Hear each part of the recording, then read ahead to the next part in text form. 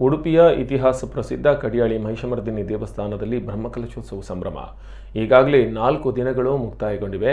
ಸಾಕಷ್ಟು ಜನಸಾಗರ ಹರಿದು ಬರ್ತಾ ಇದೆ. ಪ್ರತಿಯೊಂದು ಕಾರ್ಯಕ್ರಮಕ್ಕೂ ಕಡಿಯಾಳಿ ದೇವಸ್ಥಾನದಲ್ಲಿ ಜನ ತುಂಬಿದ್ದಾರೆ.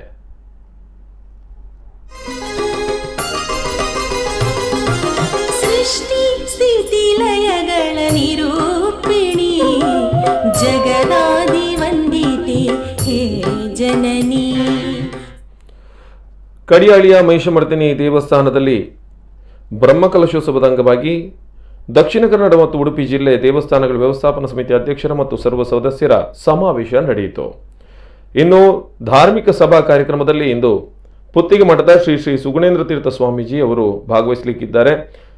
ಕೇಂದ್ರ ಸಚಿವೆ ಶೋಭಾ ಕರಂದ್ಲಾಜೆ, ಕಜಂಪಾಡಿ ಸುಬ್ರಹ್ಮಣ್ಯ ಭಟ್, ಜಯಕರ್ ಶೆಟ್ಟಿ ಇಂದ್ರಾಳಿ, ಹರಿಯಪ್ಪ ಕೋಟ್ಯಾನ್, ಗಿರಿಧರಾಚಾರ್ಯ, ಶ್ರೀಮತಿ ರಜನಿ ಹೆಬ್ಬಾರ್ ಮುಂತಾದವರು ಉಪಸ್ಥಿತರಿರಲಿದ್ದಾರೆ.